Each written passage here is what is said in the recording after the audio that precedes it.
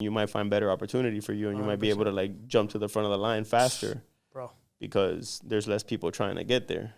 You know, so just understanding the game and understanding, you know, the patterns, and you know, people hit me up all the time. They're like, "Oh, I want to do what you do." I was like, "What do you think I do?" Like, "Oh, you take pictures and stuff," and I'm like, "Yo, yes, to a certain extent, but like, there's a lot of back end stuff that people don't understand, and the fun, simplified part of it, yes, but now how do you generate funds from that? How do you take that skill set? Like, you can go take pictures of everything, but if nobody needs your services, what are you doing? Unless you're doing it because you love it, and that's why I do it. You know, I've always said it. If I was to be, you know, 7-figure rich, I'd potentially be doing what I'm still doing today, just at a more grand level. You know, I'd hire people to like make my life easier, to get back more time. Exactly. You know what I mean? You know, people are like, "Oh, would you ever have an assistant?" I was like, "Nah, but I would love to have a driver." I love to cruise. I'm a car guy. I have to cruise with no purpose. Like, yo, let's just go take a cruise. We don't know where we're going. Let's cruise. It's like, yo, we got to drive from here to Fort Lauderdale. Fuck. Like, I want to drive, you know? But if I had a driver, like, yo, I could be on my phone. I could be answering text messages, emails. I can be lining stuff up. I could get so much stuff done. And sometimes even with me and my girl, we're going to go run a mission and I have stuff to do. I'll be like, babe, drive. And I'll just sit in the passenger seat, bro. And, like, what would take me an hour between red lights and stopping and all that, I can knock out in 10 minutes. And then, you know, the rest of the time I'm just, like, thought processing on, like, what's the next move or what the next thing I'm going to do. So it's like I always said, like, I don't know about having an assistant, but I would love to have a driver. Having a driver saves you. Everybody I know, I've met several people that have drivers, and it always happens, they turn the car into the mobile office. You know what I mean? Yeah, they're having Zoom meetings and, like, bro, everything, bro. I'm telling you. And as a car guy, I wouldn't mind having a mobile office like that, where it's like you can always be around. There's never an excuse like, yo, I can't make it. Yo, 1,000% I'll be there. Like, there's no I can't make it. Like, yeah, I'll be there. For sure. You know, even if it's just to show face, you got the office in the car. Now all cars have internet access. Bro. They have outlets. They have everything. It's crazy. You know, I see these videos of these. I've seen podcasts where the dude is, like, sitting in his like, Rolls Royce or some shit, and it's like, yo, that's crazy. That's a flex. He's just doing, like, podcasts all day in his Rolls Royce with his Wi-Fi and, like, a driver. If you can, why not, you know? One day.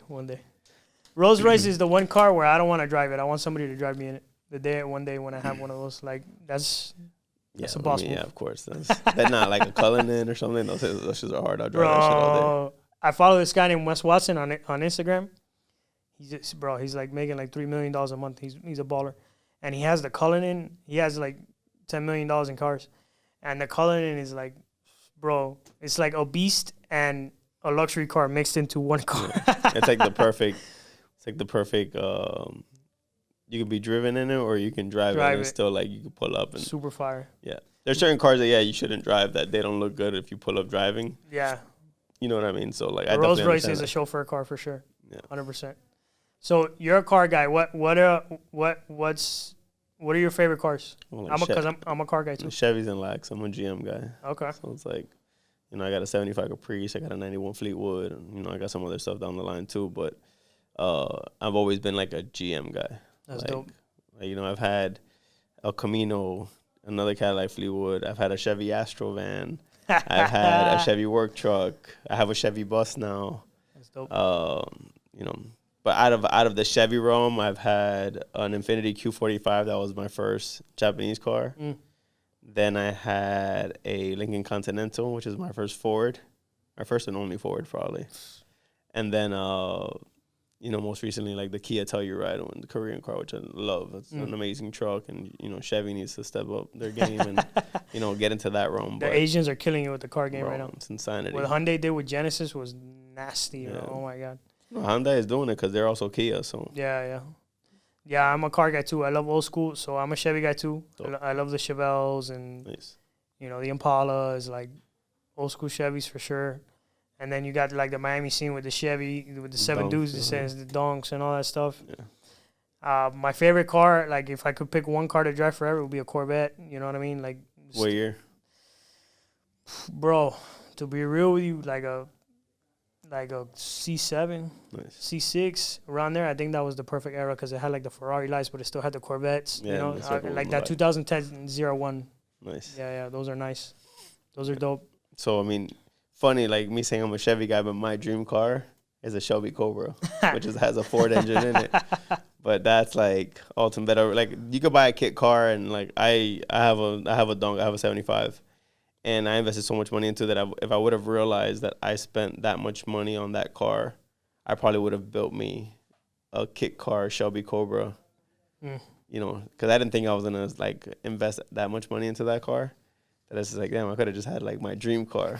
But you know, I'm happy with it. I love it. I enjoy it. You know, everywhere I go, it's like thumbs up. It's super clean. You know, So last year, I want to say maybe about a year ago, like last summer, I'm driving down. What street is that? I forgot. 79th Street, going towards Biscayne to my friends that he used to live in North Bay Village.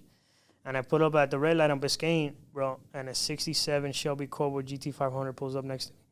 Gold with 2 white racing stripes. I'll never forget it. I look over, and that guy's just like, you can tell he really loves the car. He's like really happy. And I'm like, yo, hey, man, I've never seen one of those on the street. What does it drive like? He's like, bro, I can't even describe it to you. This is my dream. And he's, it's super fun, man. How much did it cost you? He's like, yeah, like $220,000. Sounds right for those GTs. Bro, there's nothing like an old school muscle car. Like what they're doing with new cars is cool, and like I'm still a car guy, so I love it. There's nothing like an old school muscle car, like a 67 Shelby Mustang or a 1970 Chevelle or any like an old school Camaro. You know? Like all the tragas. Bro, those. Funny, I like the quiet shit. That's why I like Cadillac. Oh, yeah? You know, like all my cars are super quiet. Cadillacs are dope too, though. I can't even. I love pulling up and no one even notices, and they're like, oh shit, like it's super quiet. Like they'll hear my music before they hear my engine. Like that whole loud shit is like, my friends are all like that. They like all like the big engines and the like they've always like made fun of me because like my shit's always like quiet, like low and slow. You know what I mean? Quiet. And to me, it's just like it adds a cleanliness to it. I could pull up somewhere and people enjoy it. I'm not obnoxious. Yeah, I feel because those big engines could be a little obnoxious, you know, if you're not into it, you know. I feel you. Well, I grew up in the 90s in Miami, so the Fleetwoods, like, if you had to have a Cadillac in the 90s. You remember the Sedan DeVilles? Bro, those cars. My dad had a silver Sedan DeVille sitting on these chrome rims, bro. It possibly was the nicest car I'd ever, like, with the bench seat and it was so sick. It had a CD changer when CD changers were big, like the 7 disc in the glove box. Oh, what, bro? And my grandfather had a green one, like, yeah. And those cars were tough too. They would last forever. They would just back then gas wasn't expensive, so you run them, yeah. You didn't care. Now it's like, bro. No, they're no joke now. And I actually was blessed enough last year I did some work with Cadillac. I worked at Ocean Cadillac for a while up in Aventura. And I found a new love for Cadillac, bro. Like modern Cadillacs, I hadn't really been around Cadillacs like that. They lost their way for a little while. Let me tell you though, these new Cadillacs that are coming out are gorgeous. Oh, no, yeah. That new Lyric is insane. Yeah, like those new CT5s that are coming out, those black wings, and the Escalade, bro. Oh my god, Escalade's daddy, bro. I have a renewed love after working there for a while. I have a renewed love for my next car is gonna be a Cadillac for sure. Like I'm picturing a brand new CT5. Think of like a modern version of the DeVille. It's all black on black CT5 Sport, and when they deck them out, they still deck them out. It's still Cadillac, bro. Oh yeah, no, the luxury is there. The luxury is never gonna be gone. When they deck it out, they deck it out. I'm definitely a Cadillac guy. I'm not a Lincoln guy. That was the thing back in the day. You either had a Lincoln or a Cadillac. Yeah, and since when that Continental came out, I got the 2017 Continental. I love that car. I regret selling that car. I was turning it back in because it was a lease. And I had it wrapped, and I had it lowered, and I had it all done up. And then I was like, it's time to turn it back in. And I put it back to stock. You should have bought it. And I should just bought it and like wrote it out and then just try to sell it. Probably would have made more money that way. Made more money, yeah. That's definitely a collectible. It has to be, right? Yeah. Well, because they hadn't had the Continental since the 90s. Right. But it didn't do that good for them. It didn't? No. You would think it would have done pretty well because before that, obviously, they had the classic suicide door Continental back in the 60s. But when they brought one out, that model, Suicide Door 2018, it was like only like 100 made or something. But I never seen one, and I don't know what happened with that. But Lincoln's another company that's been kind of weird of the last few years. And, you know, they're trying to find, you know, their niche. Yeah, because everybody went to Mercedes and, you know, everybody went European on the luxury side. Yeah. You know, and then now, you know, Chevy Tahoe is $100,000 and it has all the same. The only thing that's different are the logos. Right. So, but it's pretty wild. It's one of those things. But they understand the market. We not us so much, I guess. Pretty much. Yeah, man. The cars, I have a special. And now it's confusing because you hop in a Tesla and it makes no noise and it's the fastest thing you've ever driven.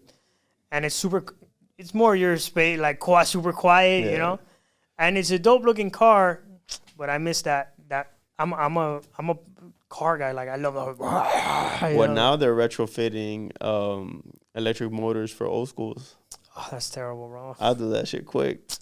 That's terrible, man. Now that Dodge is coming out with like new Challengers and stuff with just all electric. No, man. I'll get me that electric motor and put 415s in the hood. Get rid of the gas tank, put another 412s back there. You're a beast.